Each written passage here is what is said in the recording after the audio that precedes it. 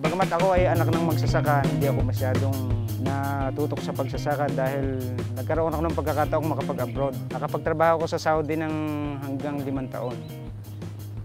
Nung pagbalik ko, doon ako nagsimulang matutok sa pagsasaka dahil may nag-alok sa akin na parentahan itong lupa na ito. Siguro ngayon inabot na ako ng mga 10 years sa pagsasaka. Puro gulay ang tinatanim ko. Ang gulay kasi kumpara sa palay, mas malakas siyang pagkakitaan. Halos times 4 o nagta-times 5 pa kung minsan yung neto nung inaani sa gulay kumpara sa palay o mais. Nagsimula ako dati dun sa hindi masyadong magastos na gulay, yung mga kalabasa, okra, sitaw, hanggang sa natutuhan ko na rin yung ampalaya at nitong huli itong sile, papaya. Nung nag-abroad ako, medyo okay na rin yung kinikita ko. Pero nung matuto ko sa pagsasaka, parang biglang mas maganda yung kinita ko. Sa simula, medyo mahirap dahil hindi ko pa masyadong kabisado.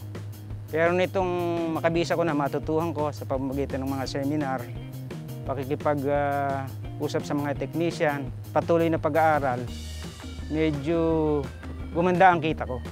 Gumamit ako ng mga makabagong pamamaraan katulad ng paggamit ng plastic mulch at saka itong wastong paggamit ng pesticide, fungicide, kung ano yung nararapat ng mga abono, kung paano yung preparasyon ng lupa. Ginagamit ko po yon at dinadagdagan ko po ng sarili kong pamamaraan.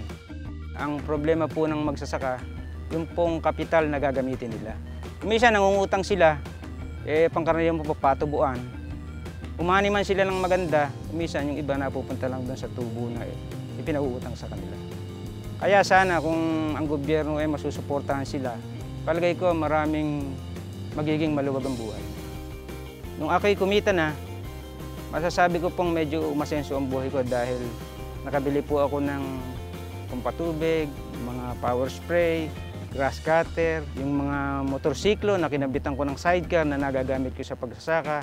Marami akong nabigyan dito ng trabaho. Nakapagpaayos din po ako ng bahay. Yung pong aking isang anak ay patuloy kong napag-aaral. Siya po ay college na ngayon. Kung nasa ibang kumpanya ako, hindi ko naman kayang gawin yun. Kasama po yung East-West sa tagumpay ko. Kasi nung dati pong wala pa ang East-West, ang mga ginagamit lamang po naming buto ay yung mga sa tabi-tabi lang na kukuha ka lang ng buto doon sa may papayang binili mo, siya mong ipupunla. Kumisan po, ang lalabas doon hindi naman maganda. Mayroon pong nagbabara ko o kaya bago siya anihan, matagal. Sa aking karanasan, ang produkto ng East-West, lalo na itong papaya, the best po ang Red Royal sa karanasan ko. Sa palagay ko, hindi na ako mag-abroad kasi kontento naman ako rito. Ang kinita ko po rito humihigit pa sa ordinaryong empleyado. Dapat huwag mawawalan ng pag-asa yung mga magsasaka na mayroong 1 o 2 hektarya. Di ba ang magsasaka pag may 1 o 2 hektarya parang nananatili lang siyang mahirap. Parang yung kanyang kinikita halos hindi sumasapat sa pamilya, halos hindi siya makapagpaaral ng anak. Kung susunod lamang sila sa makabagong pamamaraan, at pag-aaralang mabuti, maaari pong ito mabuhay sila ng maayos, mapag-aral ang mga anak. Dahil ang pagsasaka, marami na pong pumapasok sa ganitong negosyo.